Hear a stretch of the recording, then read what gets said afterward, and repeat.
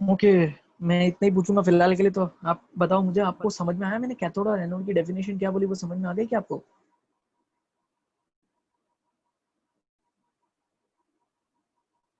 क्या बोला, समझ में आया कैथोड और anode?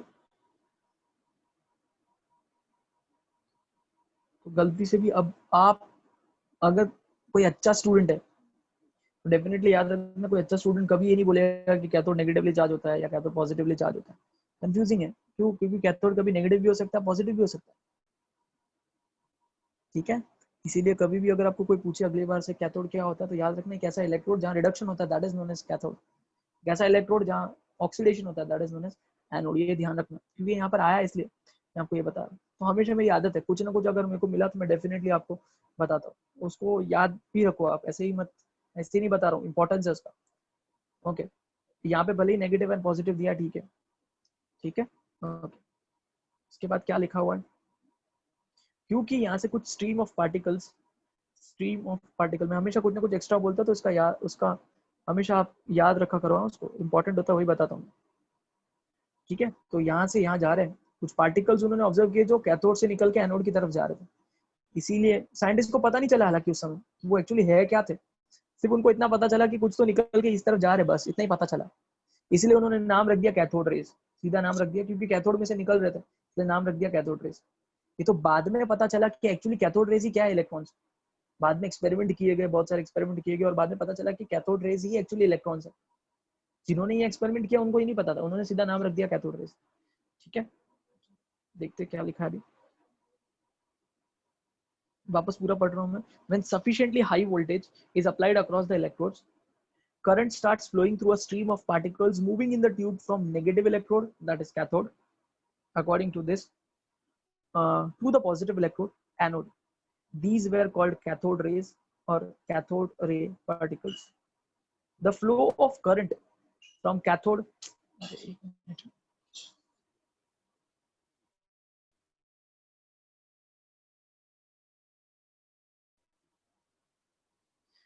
the flow of current from cathode to anode was further checked by making a hole in the anode and coating the tube behind anode with a phosphorescent material, zinc sulfide.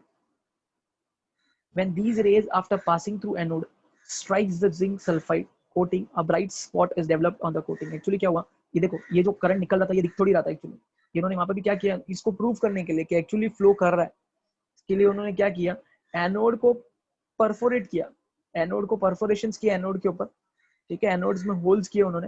Whole करने के बाद क्या किया उन्होंने, tube के उस तरफ, ये देखो यहाँ देख सकते हो आप, ट्यूब के इस तरफ उन्होंने क्या लगा दिया, फ्लोरोसेंट कोटिंग लगा दी। फ्लोरोसेंट कोटिंग हमेशा याद रखना, फ्लोरोसेंट कोटिंग एक ऐसी सब्सटेंस होता है, एक ऐसा सब्सटेंस होता है जिसके ऊपर कुछ गिरता है ना तो वहां पर ग्लो होने लगता है। फ्लोरोसेंट एक ऐसा सब्सटेंस होता है जिसके ऊपर अगर कोई भी चीज उसके ऊपर हिट कर रही है उसको, तो उस पर हमेशा ग्लो होता है। जो हमें नहीं दिख रहा है, हमें नहीं दिख रहा है, बट अगर उसके ऊपर कोई चीज जाके उसके ऊपर कोलाइड हो रही है तो उस पर हमेशा ग्लो होता है या कुछ ना कुछ चेंजेस होते हैं। तो ये सब दिख तो नहीं रहा था, उन्होंने प्रूफ करने के लिए क्या किया, एनोड को उन्होंने परफोरेट कर दिया और उन्होंने उस तरफ उसके अपोजिट साइड में क्या लगा दिया, फ्लोरेसेंट सब्सटेंस लगा दिया। और वो फ्लोरेसेंट सब्सटेंस क्या है वो भी आपको याद रखना है, क्या है, जिंक सल्फाइड। जिंक सल्फाइड जो होता है वो फ्लोरेसेंट सब्सटेंस होता है। जब कभी भी कोई चीज जिंक सल्फाइड को जाके टकराती है तो वहां ग्लो प्रोड्यूस होता है। जैसे अभी आपके आसपास इंफ्रारेड रेज है, आपको थोड़ी दिखेंगे, इंफ्रारेड नहीं दिखेंगे, बट अगर आपको चेक करनी है इंफ्रारेड रेज, आप क्या करो, आप ये फ्लोरोसेंट सब्सटेंस ला के रख दो, अगर इंफ्रारेड रेज उसके ऊपर टकराएगी तो उसके ऊपर आपको डेफिनेटली स्पॉट्स दिखने वाले कुछ ना कुछ। ये सब करना नहीं है, सब रेडियो एक्टिव चीजें होती है। इसका कंसेप्ट एक्सरेज पे भी तो इसी पे बेस्ड है। एक्सरेज, एक्सरेज आप देख, आप कभी भी अगर कोई एक्सरे करवाने गया तो उनको पता होगा, वो लोग एक पर्टिकुलर पोजीशन में हमें बोलते हैं इस तरह से खड़े रहो, और हमें पता ही नहीं चलता एक्चुअली हुआ क्या है। वो लोग बोले हो गया, एक्सरे हो गया, हमें पता ही नहीं चला को हुआ क्या, बट एक्चुअली एक्सरे पास हो गई, हमें दिखी नहीं कि हम एक्सरे नहीं देख सकते, है ना, हम एक्सरे नहीं देख सकते। ये सब मुझे इतना आइडिया नहीं है, बाइक पे लगाते हैं या नहीं लगाते हैं, नो आइडिया एक्चुअली। आपको इलेक्ट्रोमैग्नेटिक स्पेक्ट्रम पता है सबको, इलेक्ट्रोमैग्नेटिक स्पेक्ट्रम?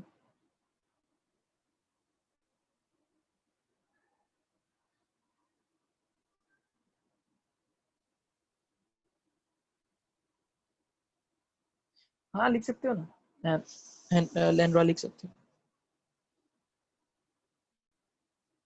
सन रेज से बचने के लिए। आपको इलेक्ट्रोमैग्नेटिक स्पेक्ट्रम पता है किसी को? What is electromagnetic spectrum? Anyone? Electromagnetic spectrum बताओ।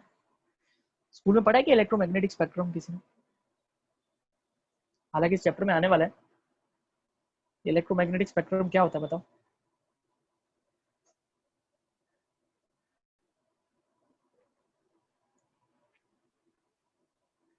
एक मिनट भाई, मैं आता हूँ, एक मिनट।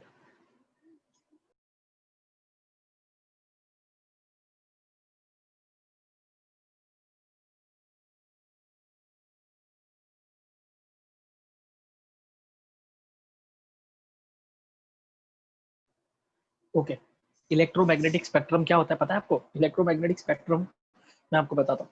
स्पेक्ट्रम का मतलब पहली बात तो ये होता है बहुत सारी चीजें एक साथ होती है उसको स्पेक्ट्रम बोलते हैं। बहुत सारी चीजें एक साथ होती है, जैसे rainbow is a type of spectrum only. वो स्पेक्ट्रम है किसका? कलर्स का। बहुत सारी चीजें एक साथ है ना, बहुत सारे कलर्स एक साथ है, उसको भी हम स्पेक्ट्रम बोल सकते हैं। बहुत सारी एक साथ चीजें होती है उसको हम स्पेक्ट्रम बोलते हैं। तो इलेक्ट्रोमैग्नेटिक स्पेक्ट्रम क्या होता है? जहाँ पे बहुत सारे अलग अलग टाइप के रेज आते हैं। कहाँ से आते हैं ये रेज? सन से। डेफिनेटली कहाँ से आते हैं? सन से आते हैं। हालांकि आगे आने वाला है, बट मैं आपको थोड़ा बहुत ऐसे इंटरेस्टिंग करने के लिए मैं आपको समझा देता हूँ इलेक्ट्रोमैग्नेटिक स्पेक्ट्रम क्या होता है। सन से, तो पता है सन से लाइट यहाँ तक कैसे आ रही है? ऑब्वियसली किसके थ्रू? इलेक्ट्रोमैग्नेटिक रेज ही तो है। अगर आपको पता होगा, आपने फिजिक्स में पढ़ा होगा कि वेव्स को अगर एक जगह से दूसरे जगह पे जाना होता है, वो मीडियम चाहिए उनको। एक जगह से दूसरी जगह, अभी जो आप बोल रहे हो, मैं आपको आपको बोल रहा हूँ तो आपको सुनाई दे रहा है, रीजन मीडियम है। मीडियम की वजह से आपको सुनाई दे पा। आप हाँ, ये भी आपने सही लिखा है। आपने जो लिखा वो सही है, ठीक है। हाँ हाँ हाँ हाँ, ये यही सही है। ठीक है, तो वही मैं आपको समझा रहा हूँ कि अगर आप कोई भी चीज, वेव्स जो होते हैं उनको ट्रैवल करने के लिए मीडियम चाहिए। साउंड वेव्स ट्रैवल हो पा रहे हैं बिकॉज सराउंडिंग मीडियम है हमारे पास। इसीलिए तो एक कोई इंसान बोल रहा है, दूसरा उसको सुनाई दे सकता है। यही अगर आप स्पेस में जाके कितना भी चिल्लाओ, कोई सुनाई नहीं देने वाला है, क्योंकि स्पेस में मीडियम नहीं है। साउंड वेव्स को ट्रैवल करने के लिए मीडियम चाहिए।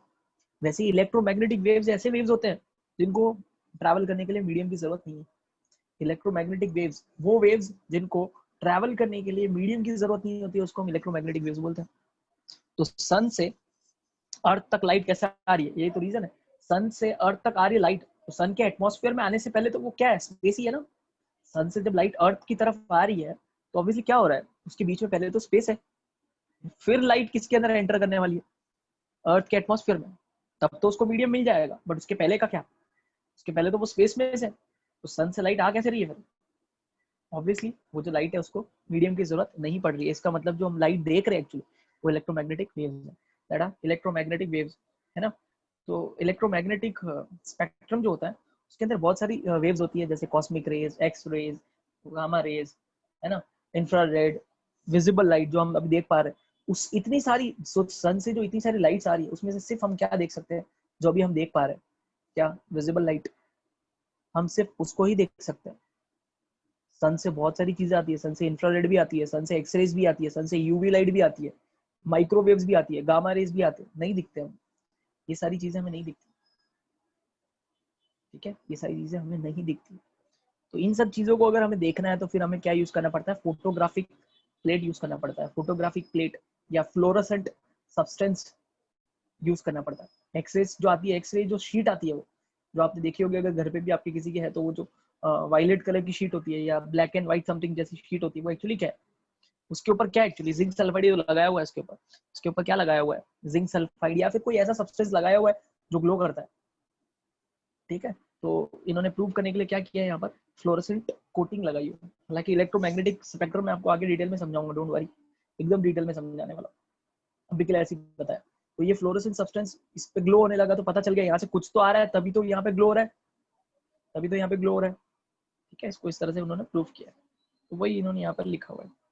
आगे ये सब इतना इंपॉर्टेंट नहीं है, ये सब ऐसे ही जानने के लिए, ठीक है। आपको याद क्या रखना है? इनकी प्रॉपर्टीज, वो बहुत इंपॉर्टेंट फ्रॉम कॉलेज के एग्जाम्स के पॉइंट ऑफ व्यू से भी, और एंट्रेंस एग्जाम के पॉइंट ऑफ व्यू से भी।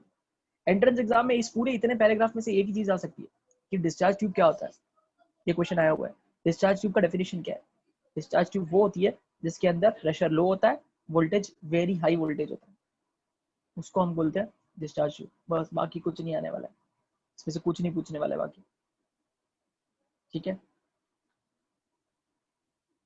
हाँ, इसकी प्रॉपर्टी जरूर पूछ सकते हैं। उन्होंने क्या ऑब्जर्व किया वो सब लिखा है यहाँ पर। The results of the experiments are summarised below. क्या उन्होंने ऑब्जर्व किया है वो सब यहाँ पे उन्होंने समराइज कर दिया। देखो, the cathode rays starts from the cathode and move towards anode, ये तो आपको पता ही है, तभी तो उनका नाम कैथोड रे रखा उन्होंने, है ना। The cathode rays starts from the cathode and move towards anode, पहला पॉइंट। दूसरा, these rays themselves are not visible, ये visible तो नहीं है, but their behavior can be observed with the help of certain kind of material, fluorescent or phosphorescent, which glow when hit by them। Obviously इन rays को हम नहीं देख सकते, इन रेज को हम नहीं देख सकते। सोचो, जो चीजें हमें दिखती नहीं है वो उन्होंने उस जमाने में निकाल रखी है, 18th सेंचुरी और 19th सेंचुरी में ये सब किया उन्होंने। सोचो अगर ये लोग अब भी होते तो क्या करते, है ना। वही, ये देखो क्या खतरनाक, फेसबुक और व्हाट्सएप नहीं होने का कारण देखो क्या है, बड़ी बड़ी बुक्स बना दी इन्होंने, पढ़नी पड़ती है हमें, है ना। फेसबुक व्हाट्सएप होता तो ये सब करने के लिए टाइम थोड़ी मिलता उनको। और बहुत ही खतरनाक होते थे साइंटिस्ट लोग, जो चीजें दिखती नहीं है वो सब डिस्कवर करके रख दिया उन्होंने। ठीक है, these rays themselves are not visible but their behaviour, वो सब मैंने पढ़ लिया, which glows when hit by them। Television picture देखो, मैंने आपको वही तो बताया था, टेलीविजन एक पिक्चर एक्चुअली क्या है, जो हम पिक्चर्स देखते हैं वो एक्चुअली कहाँ से आ रही है, वो कैथोड रेज जो है ना, वो वहां से इलेक्ट्रॉन्स जो है वो स्क्रीन के ऊपर हिट करते हैं, और स्क्रीन के ऊपर, हमारी जो स्क्रीन है, टेलीविजन की स्क्रीन है, उसके ऊपर क्या लगाया हुआ है, फ्लोरेसेंट सब्सटेंस लगाया हुआ है उसके ऊपर। तो जैसे ही वो इलेक्ट्रॉन्स जो है उसके ऊपर टकराते हैं तो वैसे ही ग्लो होने लगता है और हमें स्क्रीन के ऊपर सारे पिक्चर्स दिख रहे हैं। तो टेलीविजन इसी के ऊपर, इसी फंडे के ऊपर बनाया गया है टेलीविजन को, जो पुरानी वाली आती थी वो। लिखा है ना, television picture tubes are cathode ray tubes and television picture result due to fluorescence on the television screen coated with certain fluorescent और फॉस्फोरेसेंट मटेरियल। मैं आपको पहले ही बता चुका हूँ। ठीक है, उसके बाद क्या लिखा है, in the absence of electrical और magnetic field these rays travel in the straight line. Obviously, अब आप सोचो, अभी उन्होंने और प्रूव करने की कोशिश की, अब ये इन्होंने नहीं किया, ये जिन्होंने डिस्कवर किया उन्होंने ये आगे नहीं किया, आगे कुछ साइंटिस्ट ने पता किया कि ये जो रेज आ रही है इसका नेचर क्या है पता करना है। अभी आप सोचो कि हमें इस रेज का नेचर पता करना है, अब ये रेज जो जा रही है इसका नेचर पता करना है, तो कैसे कर सकते हैं। ऑब्वियसली क्या लगा दो आप, इलेक्ट्रोड लगा दो इधर और इधर। उन्होंने क्या किया, इधर पॉजिटिव और इधर नेगेटिव इलेक्ट्रोड लगा दिया। अब आप सोचो कि अगर ये जो रेज है अगर ये डेविएट हुई पॉजिटिव की तरफ, इसका मतलब है जो रेज आ रही है वो नेगेटिवली चार्ज है, और अगर ये किसी तरह से इस तरफ डेविएट हुई, इसका मतलब है कि जो रेज आ रही है वो पॉजिटिवली चार्ज है, पॉजिटिवली चार्ज है ना। ये जो पॉजिटिव और नेगेटिव हम लगा रहे हैं उसको क्या बोलते हैं, इलेक्ट्रिकल फील्ड। उसको हम क्या बोलते हैं, इलेक्ट्रिकल फील्ड। सिमिलरली आप फिजिक्स में पढ़ोगे कि जो रेस होते हैं ये डेविएट, इनको और डेविएट कौन कर सकता है, मैग्नेट भी डेविएट कर सकता है। समझो, एक जगह नॉर्थ पोल क्रिएट किया, एक जगह साउथ पोल क्रिएट किया, तो ये जो नॉर्थ पोल और साउथ पोल हम क्रिएट कर रहे हैं इसको बोलते हैं मैग्नेटिक फील्ड, इसको बोलते हैं मैग्नेटिक फील्ड। तो मैग्नेटिक फील्ड में भी जो चार्ज वाले पार्टिकल्स होते हैं, जो चार्ज पार्टिकल्स होते हैं वो डेविएट होते हैं, वो डेविएट होता है। ठीक है, तो अगर आप मैग्नेटिक फील्ड, ये हो गई मैग्नेटिक फील्ड और ये हो गई इलेक्ट्रिक फील्ड, अगर आप मैग्नेटिक फील्ड है इलेक्ट्रिक फील्ड लगाओगे तो ये जो रेज है वो डेविएट हो रहे थे। ठीक है, इन द एब्सेंस ये डेविएट नहीं हो रहे थे, इन द एब्सेंस ये स्ट्रेट जा रहे थे। ठीक है, तो वही लिखा है इन्होंने पॉइंट, क्या लिखा है, in the absence of electric और magnetic field the behaviour of cathode rays are similar, sorry इसके पहले ऊपर वाला point, in the absence of electrical और magnetic field these rays travel in the straight lines. Obviously, but देखो क्या लिखा उसके बाद, in the presence of electrical और मैग्नेटिक फील्ड, जब हम इलेक्ट्रिकल और मैग्नेटिक फील्ड अप्लाई कर रहे हैं तो इनका बिहेवियर किससे मैच कर रहा था, नेगेटिवली चार्ज पार्टिकल से। देखो लिखा है, the behaviour of cathode rays are similar to that expected from the negatively charge particle, suggesting that the cathode ray consist of negatively charge particles called electrons. ये मैंने आपको शुरुआत में बता दिया, गलती से कि अगर आपको कोई, देखो बहुत सारी चीजें दी हुई है डिटेल में, उतना आपको याद नहीं रखना है, अभी पढ़ने के लिए हम पढ़ रहे हैं। ठीक है, बट आपको कुछ कुछ चीजें जो मैं आपको बोल रहा हूँ वो कभी मत भूलना। जैसे मैंने आपको डिस्चार्ज ट्यूब के बारे में बताया, जैसे मैंने आपको कैथोड और एनोड के बारे में बताया था, हालांकि वो इस चैप्टर से रिलेटेड नहीं है बट भूलना मत कभी भी। ठीक है, सिमिलरली ये भी कभी मत भूलना कि कैथोड रेज एक्चुअली क्या होते हैं, इलेक्ट्रॉन्स। कैथोड रे कुछ नहीं है, उनको उन जमाने में पता नहीं चला था कि कैथोड रेज इलेक्ट्रॉन्स है, तो बाद में एक्सपेरिमेंट करके पता किया है कि कैथोड रेज ही एक्चुअली क्या है, इलेक्ट्रॉन्स। तो ये भी मत भूलना, कैथोड रेज कुछ नहीं है, इलेक्ट्रॉन्स ही है। कैसे पता चला? वही इन्होंने ये सब करके इलेक्ट्रिक फील्ड अप्लाई की तो पता चला कि जो रेज है वो डेविएट किस तरफ हो रहे थे, पॉजिटिव प्लेट की तरफ डेविएट हो रहे हैं। इसका मतलब है नेगेटिव, उसके अंदर कुछ जो चीज है वो नेगेटिवली चार्ज है। और उन्होंने बहुत सारे एक्सपेरिमेंट करके प्रूव भी कर दिया कि वो एक्चुअली इलेक्ट्रॉन्स ही है। ठीक है, इतना समझ में आया? ये सारे पॉइंट्स क्लियर है?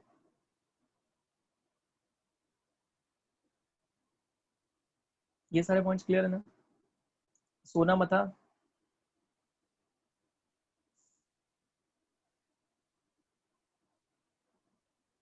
ठीक है, ओके। उसके बाद आगे देखो, the characteristics of cathode raise. ये देखो ब्रैकेट में उन्होंने खुद ने अभी लिख दिया इलेक्ट्रॉन्स, मतलब एक्चुअली कैथोड रेज इलेक्ट्रॉन्स है। The characteristics of cathode raise does not depend और do not depend upon the material of electrode and the nature of gas present in the cathode ray। बहुत important point है, very very very important point, और बहुत logical भी है। Obviously वो लोग क्या बोल रहे हैं, ध्यान से वापस इस पॉइंट को पढ़ते हैं। क्या लिखा है? The characteristics of the cathode रे।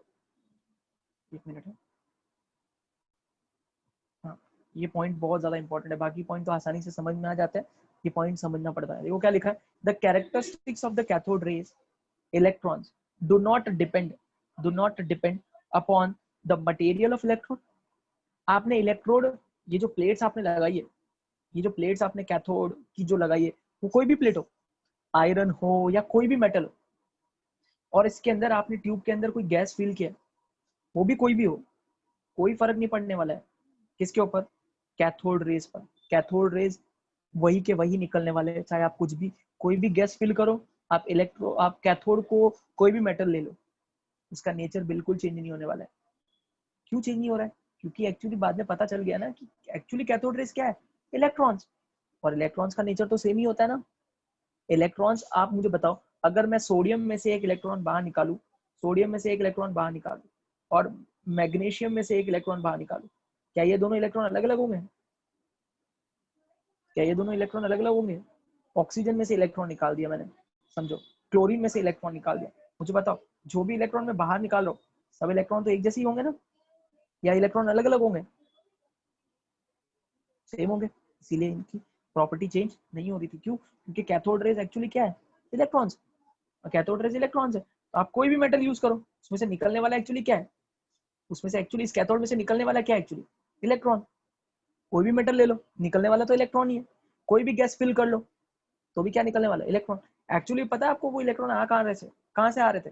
वो दो जगह से आ रहे, एक तो इस कैथोड में से आ रहे थे, दूसरा पता क्या हुआ, हमने क्या किया था, गैस को क्या किया था, इसके प्रेशर को बहुत लो किया था, गैस के प्रेशर को बहुत लो किया था। अब आप सोचो, गैस का प्रेशर लो का मतलब क्या बताया था मैंने? समझो एक गैस पार्टिकल यहाँ है तो दूसरा यहाँ है, बहुत दूर दूर है गैस पार्टिकल, है ना, इसी का मतलब होता है ना प्रेशर कम है। तो आप सोचो, मेरी बात ध्यान से सुनो, क्यों प्रेशर लो किया गया, बहुत लॉजिकल है। मुझे एक बात बताओ, ये हम है ना life, day to day life भी एग्जाम्पल यूज कर सकते हैं। आप सोचो कि अगर मैं किसी दो चीजों को, दो इंसानों को, ठीक है, ऐसा कुछ नहीं, हाइपोथेटिकल है, दो इंसानों को अगर मैं बहुत स्पीड में से कहीं से दूर से भाग के आने के लिए बोलूं और टकराने के लिए बोलूं, तब उन दोनों में इंजरी ज्यादा होगी, या एकदम नजदीक है, हार्डली उन लोगों के बीच में कुछ गैप है और ये लोग फास्ट से टकरा रहे हैं, इंजरी कहाँ ज्यादा होगी? दूर से आके टकराएंगे तो, बहुत दूर से आके टकराएंगे जोर से, तो इंजरी ज्यादा होगी, इंजरी ज्यादा होने वाली है। सेम कॉन्सेप्ट यहाँ पे भी यूज किया है। आप सोचो कि अगर एक गैस पार्टिकल यहाँ है, एक गैस पार्टिकल यहाँ है और एक गैस पार्टिकल यहाँ है, ठीक है, अब आपने इसके ऊपर क्या लगा दिया, हाई वोल्टेज। जैसे ही आपने हाई वोल्टेज लगाया, ये दोनों एकदम जोर से आपस में टकराएंगे, और आपस में से टकराएंगे और उसमें से क्या लिबरेट हो जाएगा, इलेक्ट्रॉन बाहर निकल जाएगा। इसमें से क्या बाहर निकल जाएगा, इलेक्ट्रॉन बाहर निकल जाएगा। और वो इलेक्ट्रॉन जैसे ही बाहर निकलेगा, इलेक्ट्रॉन नेगेटिवली चार्ज होता है, वो किधर जाएगा, पॉजिटिव की तरफ। किधर जाने वाला है, पॉजिटिव की तरफ। समझ में आया मैंने क्या बोला? समझ में आया मैंने क्या बोला? मैसेज भी कर, आप बोल भी सकते हो। क्लियर है?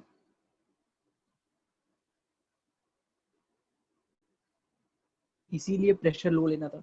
अब आप सोचो कि अगर हमने प्रेशर हाई लिया होता, प्रेशर हाई लिया होता तो एक गैस पार्टिकल यहाँ होता, एक गैस पार्टिकल यहाँ होता। अब आप सोचो, मैं जैसे ही वोल्टेज हाई लगाता, इन दो गैस टकराते, तो ये तो इलेक्ट्रॉन थोड़ी एमिट हो सकता है इसमें से, और जबकि अगर लो प्रेशर लेते तो एक इधर है एक दूसरा इधर है, तो जैसे ही ये दोनों एकदम स्पीड में आके आपस में टकराएंगे, इलेक्ट्रॉन लिबरेट हो जाएगा, इलेक्ट्रॉन लिबरेट हो जाएगा। अब आप सोचो कि अगर मैं इसके अंदर ऑक्सीजन गैस फिल करूँ, नाइट्रोजन फिल करूँ, हाइड्रोजन फिल करूँ, क्लोरीन फिट करूँ, कोई भी फिल करूँ, कोई भी गैस फिल करूँ, उसमें से निकलने वाला क्या है बाहर? इलेक्ट्रॉन। उसमें से निकलने वाला कौन है बाहर? इलेक्ट्रॉन। अब वो चाहे इलेक्ट्रॉन इसमें से निकले, इसमें से निकले, इसमें से निकले या क्लोरीन में से निकले, सबका नेचर तो सेम ही होता है। इसीलिए इसीलिए इन्होंने क्या ऑब्जर्व किया था कि हम अगर इसीलिए देखो लिखा है the characteristics of the cathode रे do not depend upon the material of the electrode and the nature of gas present in the cathode ray tube. समझ में आया अभी ये पॉइंट?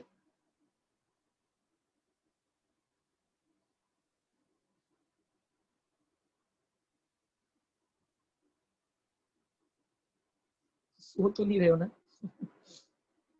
आई होप सो नहीं रहे।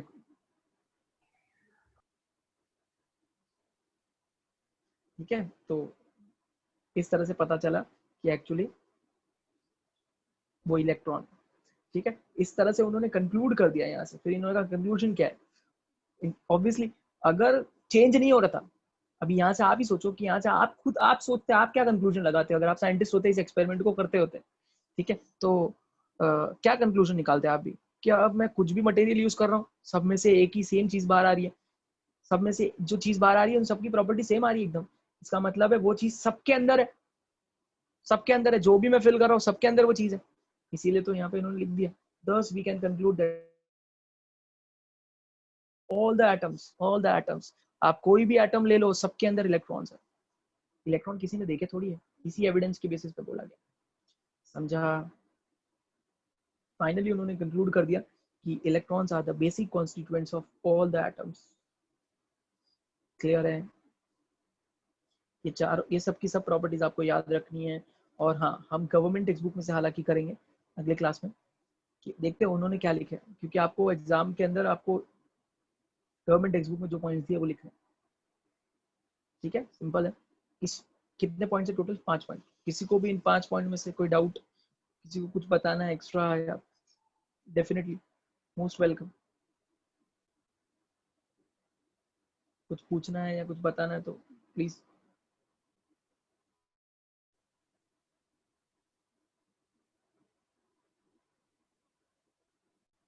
ओके, आगे बढ़ते हैं।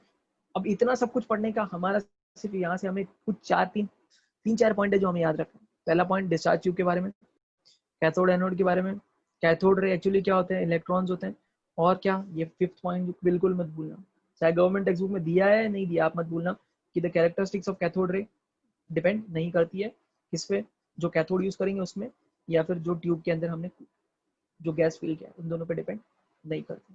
ठीक है, बाकी कुछ इंपॉर्टेंट नहीं है इसमें। उसके बाद आता है next topic, charge to mass ratio of electron. Very important again, charge to mass ratio. अब ये भी सब आप पता है, आप पहले मुझे इतना बता दो चैप्टर स्टार्ट, किसी को पता है इलेक्ट्रॉन के ऊपर चार्ज कितना होता है? एनीवन? चार्ज इलेक्ट्रॉन पे कितना चार्ज होता है, कोई बता सकता है? नेगेटिव ऐसा नहीं, सबको पता है नेगेटिव नहीं नंदिनी, मैं बोल रहा हूँ वैल्यू कितनी होती है, वैल्यू। इलेक्ट्रॉन पे negative charge no doubt, value value.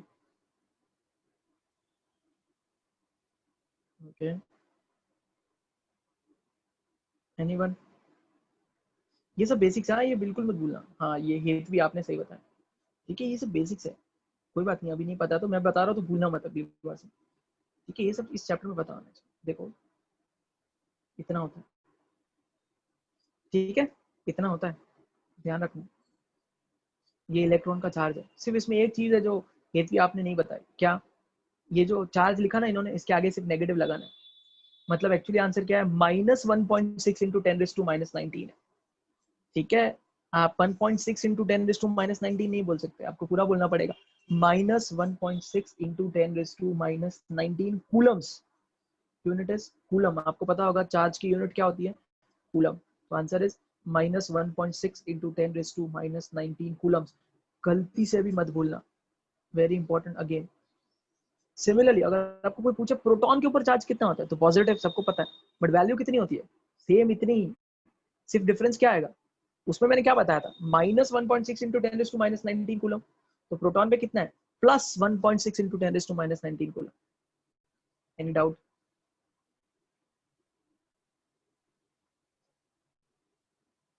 समझा? तो ये दो वैल्यूज कभी नहीं भूलने आपको, अगेन बिल्कुल भी मत भूलना। अब एक और क्वेश्चन, कोई बता सकता है इलेक्ट्रॉन का मास कितना होता है? इलेक्ट्रॉन का मास कितना होता है? वैसे चार्ज बता दिया, वैसे मास बता दो कोई। इलेक्ट्रॉन का मास कितना होता है? वो भी बिल्कुल मत भूलना, बहुत इंपॉर्टेंट है, ये सब वैल्यूज कभी भूलना नहीं। Okay Nandini, answer is 9 point, answer है 9.1 इंटू 10⁻⁻31 kg। लिख लेना आप, मैं यहाँ नहीं बोल रहा हूँ, लिख के नहीं बता रहा हूँ। Answer is 9.1 into 10⁻31 kg। हाँ, kg, not in grams. In terms of grams is 10⁻28 grams. यहाँ लिख देता हूँ आपके लिए, आंसर है 9.1 इंटू 10⁻31 kg, या फिर 9.1 इंटू 10 तो आगे न्यूमेरिकल में काम आएगा 28 ग्राम्स। बिल्कुल भी मत भूलना, ये भी बिल्कुल नहीं भूलना। गवर्नमेंट टेक्स्ट बुक में किसकी बात कर रहे हो आप?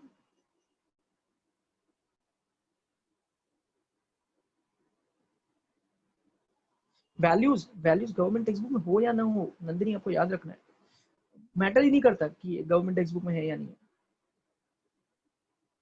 Obviously charge by mass ratio derivation important है। डेरिवेशन थोड़ी है ये, सिर्फ ये वैल्यू याद रखनी है, कोई डेरिवेशन नहीं है। ठीक है, कोई डेरिवेशन नहीं है, सिर्फ कैसे कंसेप्ट किया है और ये सब। सौरभ आप क्या बोल रहे हो कि गवर्नमेंट टेक्स्ट बुक में ये सब नहीं है? कोई बात नहीं, हम अगले क्लास में पढ़ेंगे भाई। इंपॉर्टेंट ही कुछ हमने वेस्ट तो नहीं किया, हमने पढ़ाई की है ना, नीट के लिए काम आएगा अगर कुछ नहीं, कुछ वेस्ट तो हुआ नहीं। नंदिनी आप बोल रहे हो वैल्यूज गवर्नमेंट टेक्स्ट बुक में हो या नहीं हो, वैल्यू याद रखनी है, काम की है। ठीक है, ये जो वैल्यूज मैं बोल रहा हूँ, और डेफिनेटली कहीं ना कहीं होगी होगी, क्योंकि न्यूमेरिकल में इसका यूज है। आप 11th स्टैंडर्ड 12th स्टैंडर्ड में आगे आप यूज करोगे तो आपको न्यूमेरिकल्स में काम आने वाला है ये सब, तो इसको, ठीक है, तो ध्यान रखना। तो मैंने आपको अभी बता दिया। अच्छा, अब बात आती है प्रोटॉन के, प्रोटॉन का जो मास है वो कितना होता है, प्रोटॉन का मास कितना होता है। तो ये सब जो चार वैल्यूज बताने वाला हूँ मैं, वो याद रखो। क्या बोला आपने अभी?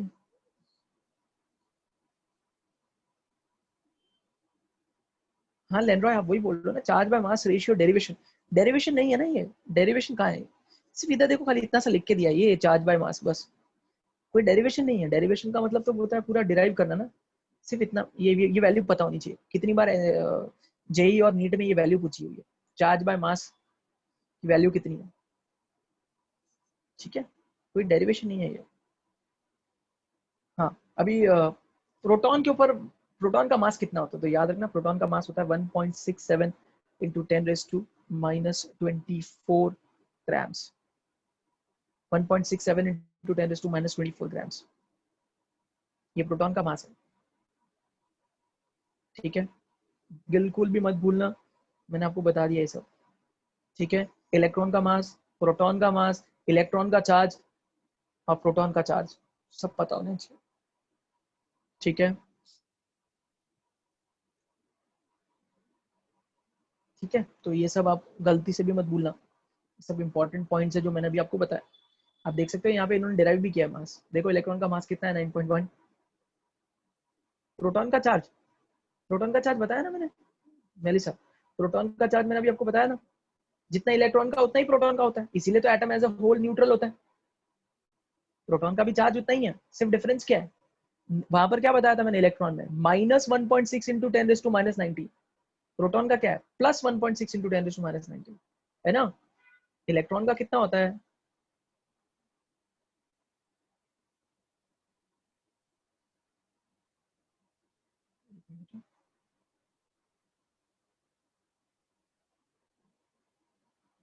हाँ, तो खाली इतना ही डिफरेंस है, इलेक्ट्रॉन के आगे माइनस लगेगा, कूलम, प्रोटॉन में प्लस।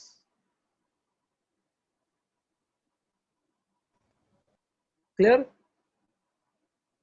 और न्यूट्रॉन पे तो वैसे ही कोई चार्ज नहीं होता, न्यूट्रॉन जीरो है। सर हाँ बोलो। सर ये प्रोटॉन और न्यूट्रॉन का मास मोस्टली जो होता है सेम ही होता है, मतलब तो लाइक उसका जो लास्ट मतलब 3 और 5 वो डिफरेंट होता है, तो ऐसा लिखना है कि मतलब 1.6 लिखा तो ही चलेगा? बताता हूँ, है डिफरेंस इंपॉर्टेंट है, एंट्रेंस एग्जाम के पॉइंट ऑफ व्यू से इंपॉर्टेंट है, पूछते भी इनफैक्ट मैंने आपको बताया भी था ये उस समय जब मैंने स्टार्ट में पढ़ाया था। देखो मैं बताता हूँ, एक टेबल है यार, ये रहा, देखो ये सब यहाँ पर दिया हुआ है, देखो ये पूरा याद रखना है आपको, टेबल ही इनफैक्ट आप देख सकते हो सिंबल दिए हुए हैं, electron proton neutron. Absolute charge electron पे कितना चार्ज है, -1.6, इतना ही याद रखना है, आगे के नंबर्स याद नहीं रखने। ठीक है, आप देख सकते हो बिल्कुल सेम है इलेक्ट्रॉन और प्रोटॉन का, एकदम सेम, इसीलिए उसको याद करने की जरूरत नहीं है। सिर्फ इतना याद रखो, -1.6 into 10⁻⁻19 coulomb, proton +1.6 into 10⁻⁻19, neutron zero. Relative charge, relatively हम जो नॉर्मली बोलते हैं, कैसे बोलते हैं, इलेक्ट्रॉन -1, प्रोटॉन +1, न्यूट्रॉन जीरो। ठीक है, मास, मास देखो अभी एग्जाम में एक बार क्वेश्चन आया था कि arrange this subatomic particles in the descending order of their masses और in the ascending order of their masses. तो कुछ स्टूडेंट कंफ्यूज हो गए थे कि किसका मास ज्यादा होता है। सबको पता है कि इलेक्ट्रॉन का मास सबसे कम है, सबको पता है, क्योंकि हमें स्कूल से ही पढ़ाया जाता है कि इलेक्ट्रॉन का मास नेग्लिजिबल होता है, इलेक्ट्रॉन का मास जो होता है वो नेग्लिजिबल होता है। तो सबको पता है कि इलेक्ट्रॉन सबसे लास्ट में आने वाला है, बट स्टूडेंट कंफ्यूज थे प्रोटॉन और न्यूट्रॉन में कि किसका मास ज्यादा होता है। मैं आपको बता दूं, न्यूट्रॉन का मास ज्यादा होता है, हल्का सा डिफरेंस है और वो आपको याद रखना है। आप देख सकते हो, देखो इलेक्ट्रॉन का मास कितना है, 9.1, इतना ही याद रखना है, इंटू 10⁻31 kg। जबकि आप देखो प्रोटॉन का मास कितना है, 1.672, 3 नंबर याद रखना है, इंटू 10⁻27 kg। मैंने आपको बताया था वो ग्राम्स के टर्म में था। सिमिलरली आप देख सकते हो न्यूट्रॉन का कितना है, 1.674, सिर्फ इतना ही डिफरेंस है, एक 1.672 है, एक 1.674 है, इंटू 10⁻27। ठीक है, इन टर्म्स ऑफ डेल्टन, ये यू आपको पता है, मैंने आपको पढ़ाया था यू क्या है, unified mass. In terms of unified mass क्या है, इलेक्ट्रॉन का कितना है, ऑलमोस्ट जीरो है, कितना है, ऑलमोस्ट जीरो, देख सकते हैं 0.000054। जबकि आप देख सकते हो प्रोटॉन का कितना है, 1.00727, जिसको हम अप्रोक्सीमेटली सिर्फ 1 लेते हैं, है ना, हम बोलते हैं ना प्रोटॉन का मास कितना है, 1 डेल्टन। सिमिलरली न्यूट्रॉन का भी देखो, बट थोड़ा सा डिफरेंस है, कौन ज्यादा है, न्यूट्रॉन, 1.00867। अप्रोक्सीमेटली जो हम यूज करते हैं, अप्रोक्सीमेटली 011। तो उन्होंने एग्जैक्टली पूछा था, तो एग्जैक्टली आंसर क्या आएगा, सबसे ज्यादा मास किसका होता है, न्यूट्रॉन का, उसके बाद प्रोटॉन का, उसके बाद लास्ट इलेक्ट्रॉन। समझ में आए, इन शॉर्ट आपको ये टेबल याद रखना है। क्लियर?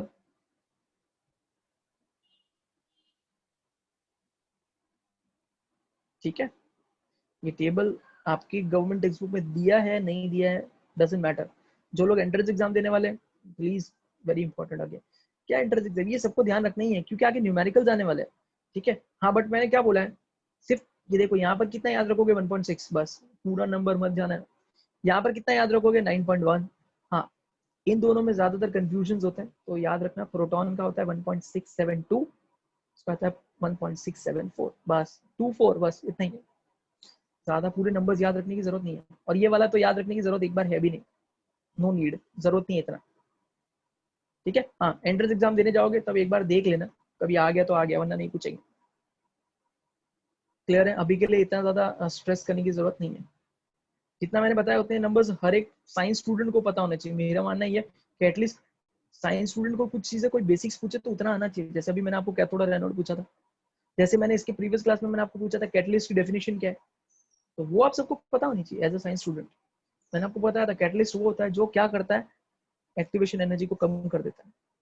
ये कोई अगर आपको पूछे तो आपको आना चाहिए, ऐसा स्कूल का डेफिनेशन नहीं बोलना चाहिए, वरना उनको लगेगा क्या पढ़ा फिर आपको, समझा? ठीक है, इतना ध्यान रखो, एज अ साइंस स्टूडेंट इतना सब कुछ आना चाहिए, सब बेसिक्स है, ये चाहे बुक में हो या ना हो, हमें याद रहना चाहिए। ठीक है, हर चीज बुक मैटर नहीं करती कि बुक में है वो तो ही पढ़ेंगे हम। ओके, तो ये हो गया। अभी कुछ एक्सपेरिमेंट है, charge to mass ratio of electron. Charge to mass ratio of electron.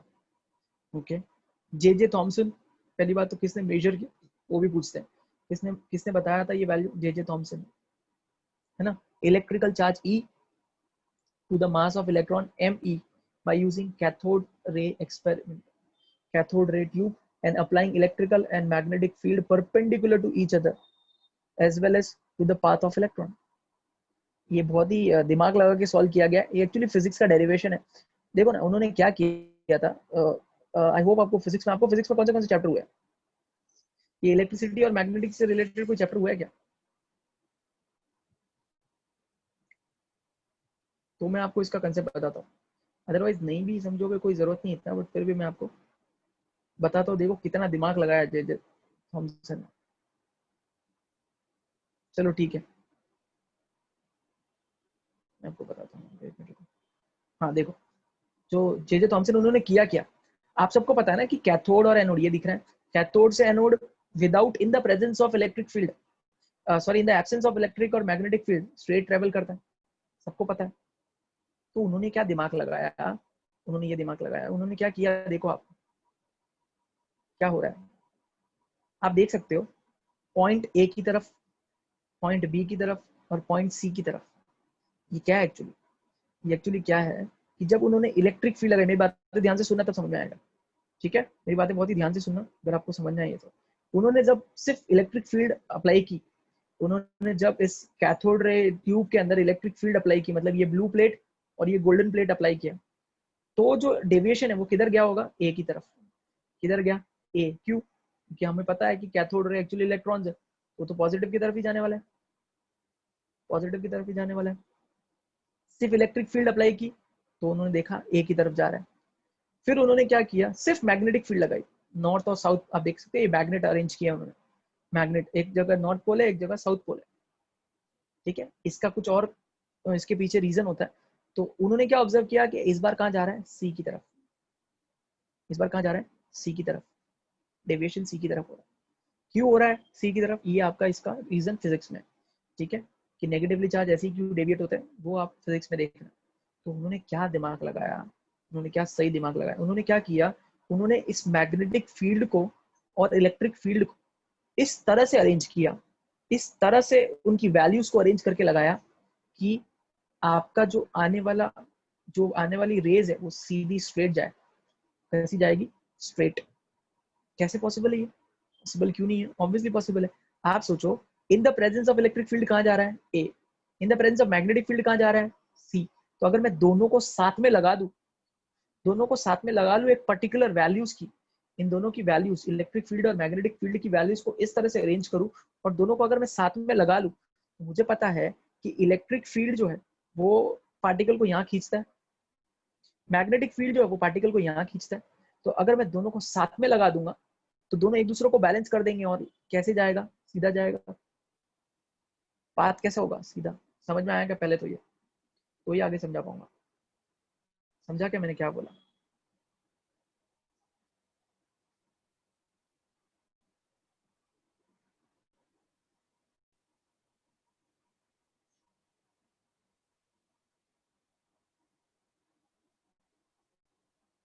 ठीक है, अभी थोड़ी देर में लेक्चर आपका खत्म हो जाएगा, तो हो गया खत्म, अगले क्लास में मिलेंगे, वापस ज्वाइन करने की जरूरत नहीं है, ठीक है।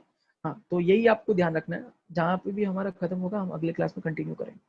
ओके, तो ये उनका एक्सपेरिमेंट था। तो यहाँ से उन्होंने क्या पता चला कि यहाँ से मैं ऐसा बोल सकता हूँ कि एक्चुअली क्या हुआ होगा, स्ट्रेट कैसे गए, दोनों के फोर्सेस बैलेंस हुए होंगे तभी तो ये स्ट्रेट गया। आप सोचो, अगर इस दोनों में से इलेक्ट्रिक का फोर्स ज्यादा होता, अगर इलेक्ट्रिक फील्ड का, तो लाइट एक्चुअली थोड़ी सी ऊपर की तरफ होती। अगर इलेक्ट्रिक फोर्स ज्यादा होता, इलेक्ट्रिक फील्ड का फोर्स ज्यादा होता तो एक्चुअली थोड़ा सा ऊपर होता। अगर मैग्नेटिक फील्ड का पावर ज्यादा होता तो थोड़ा सा नीचे की तरफ होता। कहीं ना कहीं दोनों बैलेंस हुए इसलिए एकदम स्ट्रेट गया। तो मैं यहाँ से डेरिवेशन कर सकता हूँ कि